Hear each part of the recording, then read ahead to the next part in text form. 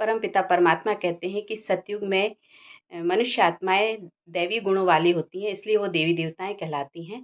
और मनुष्य आत्माएँ जो दैवी गुणों से भरपूर होते हैं, उनके अंदर मैं मेरा का भाव नहीं होता है, देह का भान नहीं होता है।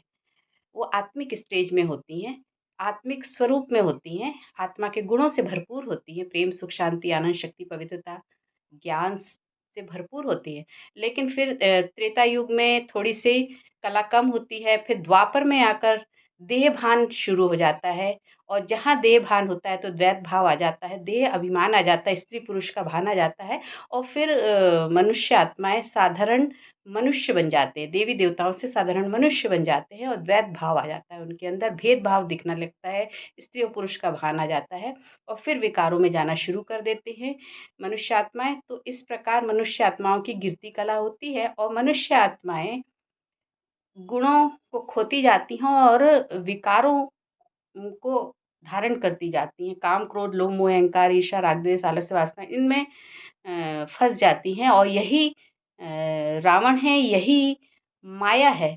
और जहाँ इन विकारों में जब मनुष्य आत्माएँ फँस जाती हैं, तो वो अपने को देवी देवता तो कहला नहीं सकते ना, तो वो साधारण मनुष्य बन जाते हैं और इसलिए जो आदि में सतयुग में जो आदि सनातन देवी देवता धर्म होता है, वही फिर द्वापर से देवी देवता धर्म वाला नहीं कहला के अपने आप को सनातन धर्म कहना शुरू कर देते हैं कि हम सनातन धर्म के हैं। क्योंकि द्वापर से द्वैत भाव आ जाता है, देहभान आ जाता है, देही अभिमानी नहीं होके देह अभिमान्य हो जाता है, माने आत्मा न समझ के शरीर समझने लगते और ऐसी स्थिति में विकारों में जाने लगती है मनुष्य आत्माएँ और फिर धीरे-धीरे गिरती कला होते-होते कलयुग में आते-आते मनुष्य आत्मा इतनी विकारों से ग्रसित हो जाती है, इतना ज़्यादा भेदभाव और इतना ज़्यादा मैं मेरा में फँस जाती है, इसे ही कहते हैं मोह माया में फँसना। और जब मोह माया में फँस जाती है मनुष्य आत्मा, तो फिर वो ना खुद स्वतंत्र होती है, ना दूसरे को स्वतंत्र रहने देती है। खुद भी विकारों में फँसी है और दूसरों को भी विकारों में फँसाती है और इस तरीके से मनुष्य आत्माएँ दुखी हो जाती हैं और अशांत हो जाती हैं और सारे गुणों को खो देती हैं। तब परमपिता परमात्मा इस सृष्टि में अवतरित होते हैं और फिर से मनुष्य आत्माओं के अंदर दैवी गुणों की स्थापना करते हैं। उसके लिए परमात्मा पिता शिव निराकार जो ज्ञान ब्रह्मा के मुख से देते हैं, उस ज्ञान को जब हम धारण करते हैं, हम आत्माएँ अपने स्वरूप को जानकर कि मैं आत्मा हूँ, ज्ञान को ग्रहण करते हैं, बुद्धि में धारण करते हैं और धीरे-धीरे अपने अंदर दैवी गुणों की रचना करते हैं और इस प्रकार से विकारों का नाश होता जाता है। माने कि अ, हम अपने अंदर परिवर्तन करते हैं, हमारे अंदर ट्रांसफ़ॉर्मेशन होता है और ये परमपिता परमात्मा ही हमारे अंदर परिवर्तन का कार्य कराते हैं। तो इस तरीके से मनुष्य आत्माएँ फिर धीरे-धीरे चढ़ती कला की ओर जाती हैं और दैवी गुणों को धारण करके सतयुगी सृष्टि की फिर से रचना में सहयोग करती हैं। परमात्मा का सहयोगी बनती हैं जो आत्माएँ, वही देवकुल की आत्माएँ होती हैं और वही सतयुगी आत्माएँ होती हैं। सतयुग में 9 लाख आत्माएँ होती हैं, जो देवी देवताएँ होते हैं।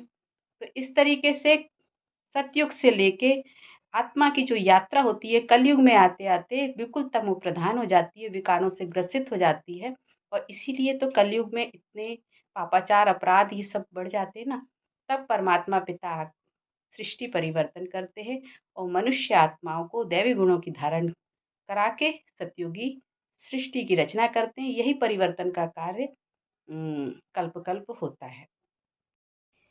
सतयुग में मनुष्य आत्माएँ आत्मिक स्वरूप में होती हैं, तो मैं मेरा का भान नहीं होता उनके अंदर। तो वो जैसे कि कलयुग में होता है मैं मेरा, गाड़ी, मकान, धन, संपत्ति, पद, पोस्ट, प्रतिष्ठा इसका स्वरूप अपने आप को समझने लगते ही मनुष्य आत्माएँ और जिस प्रकार घर में सामान रखा हुआ है, फ्रिज रखा हुआ है, कूलर रखा हुआ है, एसी लगा हुआ है, अच्छा-अच्छा फर्नीचर है, तो उससे अपने आप को जोड़ लेते हैं और अटैच हो जाते हैं और अपने को ये मानने लगते हैं कि यही हमारी पहचान है, यही हमारा स्वरूप है।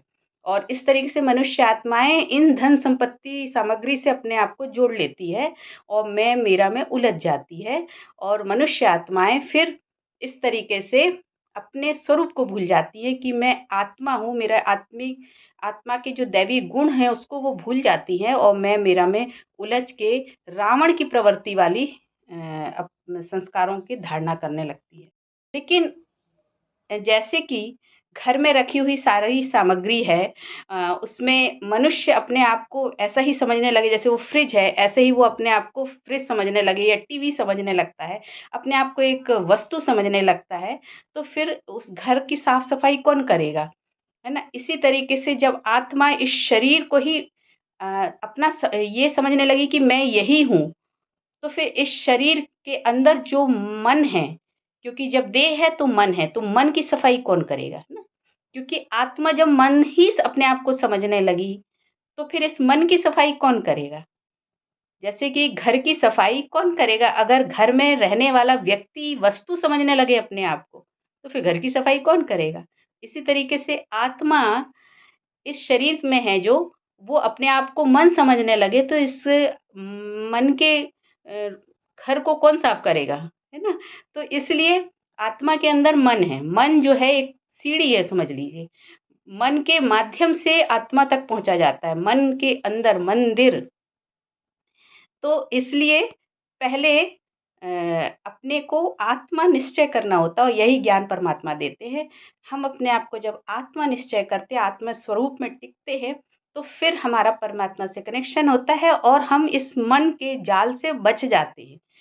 माने हम मन के द्वारा मन को सीढ़ी बना के आत्मा में प्रवेश करके परमात्मा तक पहुँच जाते हैं।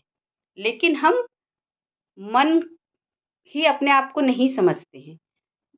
जब हमारा ये स्वरूप बनने लगता है, तभी सतयुगी गुण हमारे अंदर धारण होते हैं और दैवीय स्वरूप बनना शुरू हो जाता है। ओम शांति।